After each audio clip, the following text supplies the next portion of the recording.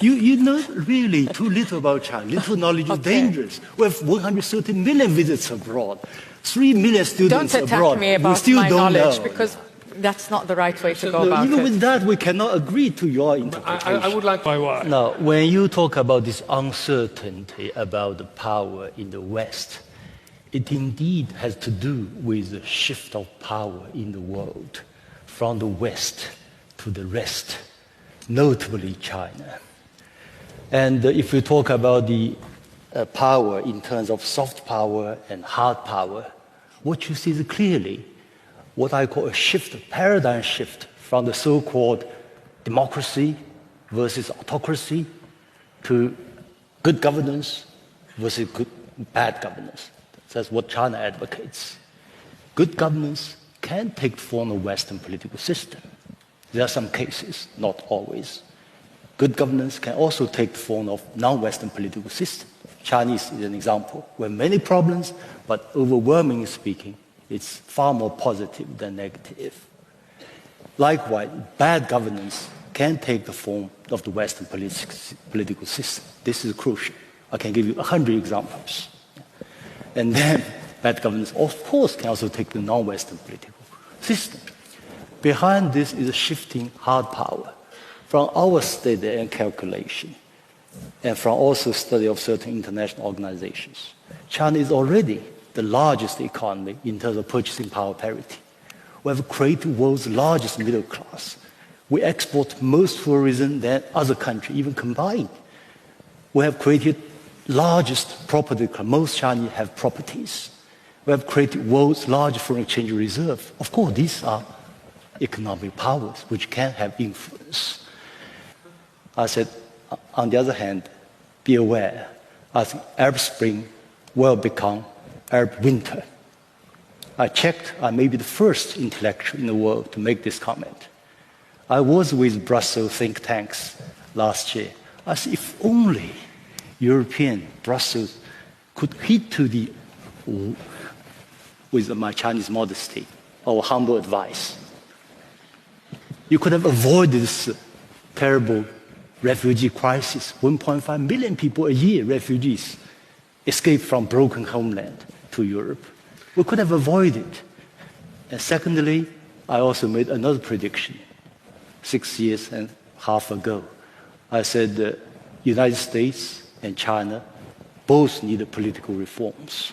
But in the case of China, small reforms have been going on all the time in the political system. We fix problems here and there. But I said, the problem is the United States.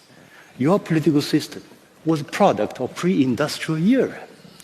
And I made a forecast. I said, without significant, substantial political reform, my concern is, in your next elections, you may produce a leader worse off than George W. Bush. Yes. The whole idea of good aspect of enlightenment is about rational. You have to be rational with China, with enlightenment, with the West itself. If you look at China, now we export every year 130 million tourists. 99.999% return to China. Why do they prefer to return to a country without human rights? Of course, the opposite is true. It's vast improvement of human rights. It's so easy to check with any Chinese you meet in Brussels, in Amsterdam, in Beijing, Shanghai, everywhere in China. It's so simple, it's common sense. The point is, what we should guard against is Western cultural arrogance. You have so many reporters based in Beijing and Shanghai. They never speak Chinese language. But we send millions of Chinese students, 85% return home. Why they return home? Because they think, they see the future, they see the chance. Of course, you have your freedom of speech, I respect. But China is a civilizational state. I remember when Henry Kissinger wrote his famous book on China, he started with this quote. He said, my goodness, look at this China. It's different. China uses this unique language, which started 3,500 years ago. It's 1,000 years earlier than ancient Greek, 1,005 years earlier than ancient Latin. But these two European languages were dead languages. Chinese are still using the same language. This line of culture and continuation of civilization uninterrupted. So this is why we have, indeed, for instance, this whole idea of meritocracy. Actually, it depends on how do you define democracy. I like this Nexus Forum because you said at the very beginning, you said we discussed the real meaning of democracy, real democracy.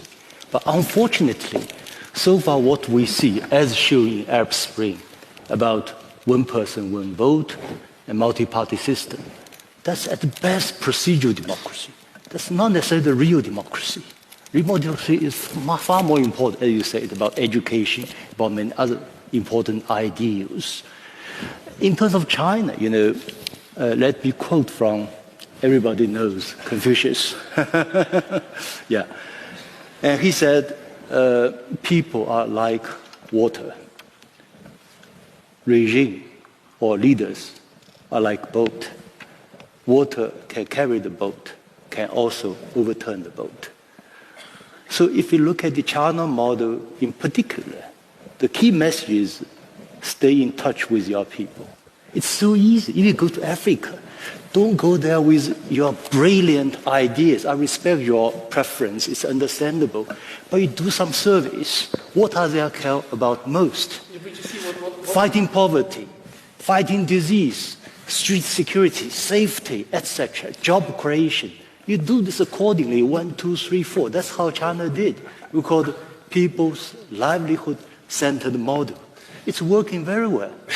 And furthermore, in terms of governance, really, governance is about serious business. I remember Plato once joked. He said, "How could you, if you are sick, you are in disease, would you trust the doctor elected by people on the square, or you prefer a trained, well-grounded professional doctor?"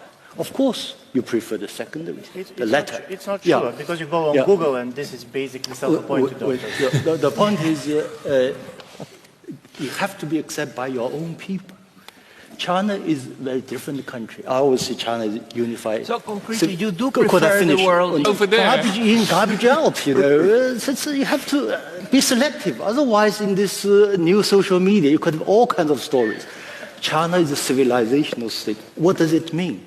If you look at the size, in Europe, I made a rough calculation. The country is, in average, 14 million people. China is 1.4 billion people, 100 times larger than Europe.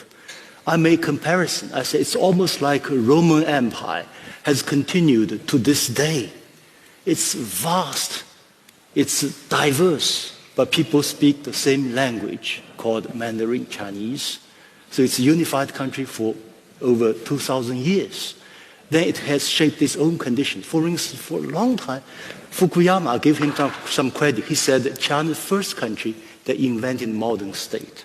What? May I just... Actually, Chinese economy has gone through ups and downs over the past 4 decades, if you go back earlier. But, actually, each time when there is a crisis, it's an opportunity. We seize the crisis. The Chinese approach is very dialectical. Every crisis is also a good opportunity, and you can seize the opportunity. I think in today's world, there are fierce competitions. To my mind, United States needs reforms. European countries need reforms. China needs reforms. But actually, arguably, China is the only country that can really push for reforms, political, economic, social, substantial reforms. If you look at the Chinese historical tradition, political culture, I think really I counsel, advocate this to non-Chinese as well. It's about moderation. Don't go to the extremes. You could have your own belief system, which we respect, but don't impose this on others in terms of so-called universal values. We had a long study. We checked these universal values, freedom of expression, freedom of assembly. Then you look at the Chinese society, even in Singapore, in Hong Kong, all these who use chopsticks, the number one priority is always public order. In the United States, it's freedom of speech, although I doubt because the United States is a politically correct society. Could you have real freedom of speech? Yeah. But that's another question. Yeah. So in terms of values, we should all respect each other's values and then try to see, because in the Chinese philosophy, it's about the opposites can coexist. It's like the disease cancer. The cancer cell is in the body of everyone, but you can live with it. You try to create a situation, it will not develop negatively in the wrong direction. Rather than the good must defeat evil, kill evil, and I represent the good, the best, others are just rubbish. So this will be a way how to create this new world. But the overall guiding philosophy is discussing together, building together, benefiting together. If you are interested, please join in. If you're not interested, we don't care. Yeah. So that's the way we do it. Yeah, I think we talk about this Confucius' famous saying, the water represents people in the regime or political leaders as boats. We have to know really, honestly, how your people think, feel the pulse of the society.